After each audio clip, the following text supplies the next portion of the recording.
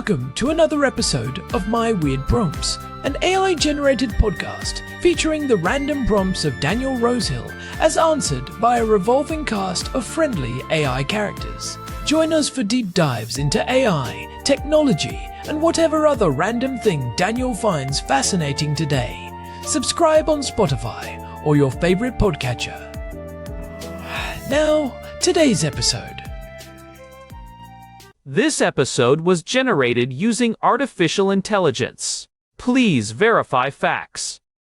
Hey, Herman and Corn, I've mentioned in previous episodes, many episodes actually, that my wife Hannah is an architect, and she's also a passionate urbanist and a passionate believer in walkability, and actually a strident critic of urbanism in Israel, so I'm not the only grump in the house. She's actually, Hannah, to be fair, I could never call her a grump. She's a extremely upbeat person, much more so than I am, but she's very, very critical professionally and personally of urbanism in Israel. So that is one place we definitely see eye to eye, although she's coming at it from a much more informed perspective. I actually think cities, I would never have really thought or probably encountered the term urbanism before if I didn't meet Hannah, but I think cities are great. I think I love the idea that when you bring so many people together with so many different ways of viewing the world, you create a critical mass of humanity that just brings out the best in people, especially as someone who gravitates towards maybe more niche interests. Another cool thing about cities that I really like is that you can create community, even if you're interested in COBOL programming or something, just very niche. If you have millions of people in a city, you have enough humanity that you can find spring up communities around those, and so I think cities are great. But as I mentioned, as we talked about in the Jerusalem versus Vienna episode, I feel like Jerusalem does urbanism horribly, and I don't need to repeat all the things that we talked about, but whether it's a lack of affordable housing, building luxury housing where there isn't affordable housing, traffic, honking, over-policed public transport, a shabby inner center, a shabby city center with, buildings that are kind of half fallen down. So I think Jerusalem betrays its potential as a major world capital and the historic capital of the Jewish people, with a fantastically preserved and world-class old city and a new city. At least I'm talking about West Jerusalem, that feels like sometimes I honestly feel like it's a failed city. I know that's a harsh statement maybe, but it feels like Tel Aviv has sprung up and, connected Israel to the world, and Jerusalem just remains poor, parochial, extremist, and deeply divided. Sorry, Jerusalem.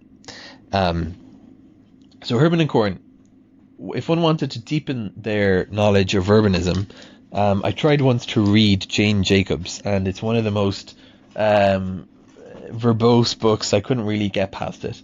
I don't want to go into the level of depth that maybe Hannah is operating at, but I do want to take my knowledge, because I think that it's one thing to have these criticisms, but to be able to cite urbanism done well is more valuable. So if someone like me, who's kind of got this feeling that we're living in a city where things are done really poorly, and we don't want to just be an armchair critic, we want to actually know what are some good case studies, give me a reading list to learn more about urbanism, whether it's podcasts, books that are less intimidating than Jane Jacobs and maybe aimed at a more layperson audience. I definitely don't have any latent career aspirations to become an urban planner, but I would like to know enough about it that I could be useful at the local advocacy level, grassroots, because those kind of fora are where change happens, and especially when you're living in a city, because I do feel passionate about Jerusalem. I wouldn't be making these criticisms if I didn't care about it, but I want to have knowledge about how it could be done better.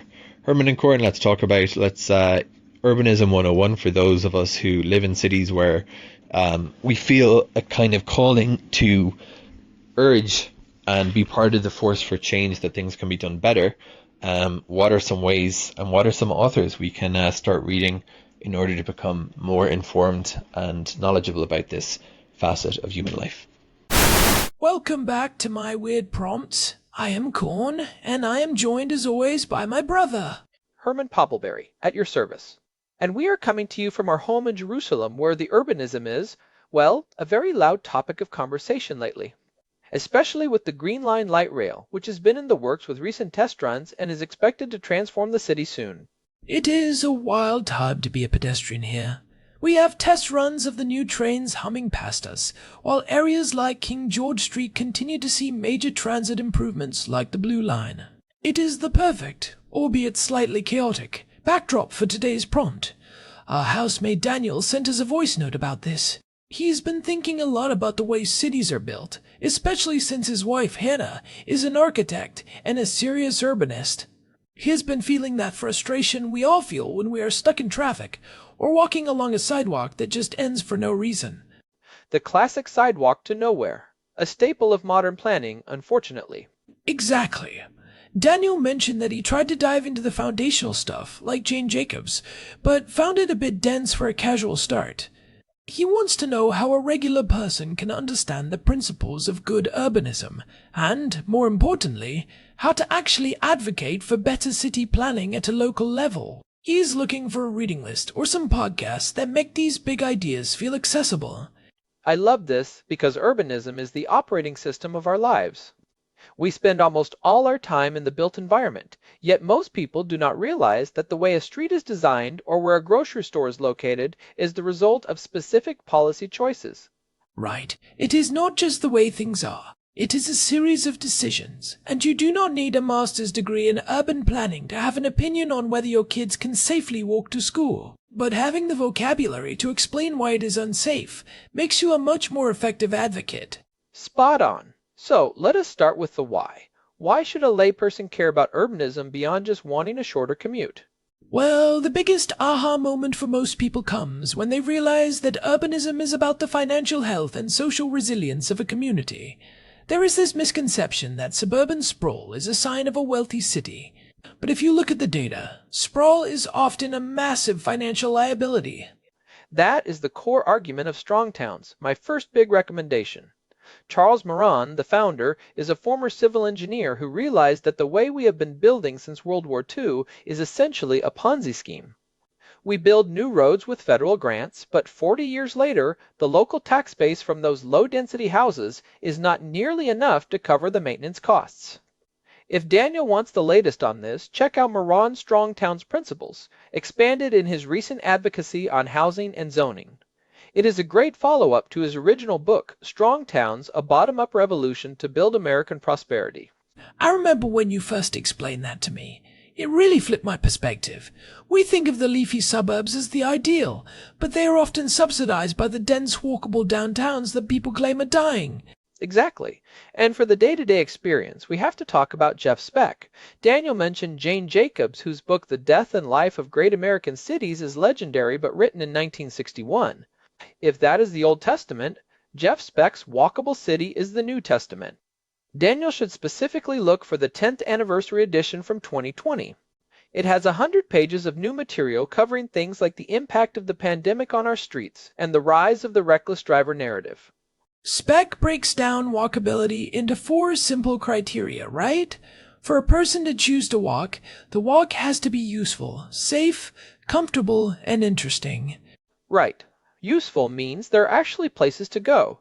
If the nearest milk is a 3-mile walk along a highway, that is a failure of zoning. Safe is about the physical design, which brings us to the Stroad. That is a term coined by strong towns. It is a cross between a street and a road. A road is a high-speed connection between 2 places. A street is a place where people and businesses interact. When you try to make a street act like a road, with wide lanes and high speeds, it becomes a Stroad. They are the most dangerous places in our cities because they have the complexity of a street but the speed of a highway. We see that in Jerusalem all the time. Those wide boulevards where cars fly at 60 kilometers per hour right next to a narrow sidewalk. It feels hostile. It is hostile, and that leads to comfort and interest. Comfort means you are protected from the elements, maybe by trees. Interest means you're not walking past a giant blank wall or a parking lot. You want shop windows and architectural detail. So, if Daniel wants to advocate for his neighborhood, he can look at a specific street and ask, is this useful? Is it safe? Is it comfortable? Is it interesting? If the answer is no, he now has a framework to explain to a city councillor exactly what is missing. Exactly. And for the psychological side, I highly recommend Happy City by Charles Montgomery. He explores how urban design affects our mental health. Research shows that people who live on streets with less traffic have more friends on their block. It connects dry stuff like setback requirements to something we all care about, which is our own happiness. That is a great point. Now, Daniel also mentioned being a useful advocate at the grassroots level. One of the biggest hurdles is the missing middle housing debate. Can you explain that? For decades, many cities only allowed two things: single-family houses or massive apartment towers. The missing middle refers to duplexes, triplexes, and townhouses. These allow a neighborhood to have enough density to support a local grocery store or frequent bus line without feeling like a concrete jungle. And the advocacy part usually involves fighting against NIMBYism, or not in my backyard. Yes. And for Daniel, I have a specific recommendation for the social justice side of this. He should read The Color of Law by Richard Rothstein to understand how government policy created segregated neighborhoods. But more importantly, he should read the sequel, Just Action, which Rothstein co-wrote with his daughter, Leah. It is a literal blueprint for concerned citizens on how to challenge those historical inequities at the local level. It is the perfect companion for someone who wants to move from learning to doing. I love that. It makes the advocacy feel less like complaining and more like restorative work. Now, what about more modern media? Daniel asked for podcasts too. The Strong Towns podcast is a must. For a more cultural and political angle, The War on Cars is fantastic. It is often funny and very thoughtful about how the automobile has reshaped our world. And if you want something visual, the YouTube channel, Not Just Bikes, is a phenomenon for a reason. Jason Slaughter breaks down things like filtered permeability and continuous sidewalks in a way that is incredibly easy to understand. Seeing a 5-year-old in Amsterdam biking to school by themselves is a very powerful image for someone living in a car-dependent suburb. I have seen those. They are great because it is hard to imagine a better world if you have never seen one. Now, let us talk about the 15-minute city concept. It has become a bit of a buzzword, and even a controversial one in some circles. It is bizarre that it became controversial. The idea is simply that you should be able to meet most of your daily needs within a 15-minute walk or bike ride from your home. It is how every city was built for 10,000 years until about 1950. For Daniel's advocacy, this is a very easy concept to explain. Do you want to spend 2 hours a day in a car, or do you want a bakery and a library 10 minutes away? And the how often involves incrementalism. That is a huge strong towns principle. Don't try to fix the whole city at once. Find the smallest thing you can do to make a place slightly better, and do that. Exactly. Like tactical urbanism. There is a book by that name by Mike Lydon and Anthony Garcia. It is the idea that you can use traffic cones, paint, and potted plants to test a new bike lane over a weekend. It moves the conversation from what if to look at this. It is the minimum viable product approach to city planning. That feels very empowering. You're providing a proof of concept. So, to summarize for Daniel, start with Walkable City for the design principles, Strong Towns and recent housing advocacy for the economics, and Just Action for the social advocacy. And for the ears, keep The War on Cars and the Strong Towns podcast on rotation. Well, this has been a really deep dive. I hope this gives Daniel a good starting point. You don't need to be an architect like Hannah to have a voice in how your city is shaped. Not at all. In fact, some of the best urbanists are just people who love their cities and want them to be better. Before we wrap up, a quick thank you to Daniel for sending this in. If you are enjoying these deep dives, please leave us a review on your podcast app or on Spotify. It genuinely helps other curious people find us. You can find all our past episodes and a contact form at our website, myweirdprompts.com. We are also on Spotify, of course. Thanks for listening to My Weird Prompts. I am Herman Poppleberry. And I'm Corn. Until next time, keep looking at those sidewalks. And watch out for those Stroads. See you at myweirdprompts.com. Goodbye, everyone. This episode was generated using Gemini Flash 3. Text-to-speech engine was Chatterbox Turbo. Thanks for listening to another episode of My Weird Prompts, an AI-generated podcast featuring Daniel Rosehill's AI prompts, as answered by a revolving cast of friendly AI characters including me, Cornelius the Sloth. Subscribe on Spotify or visit myweirdprompts.com.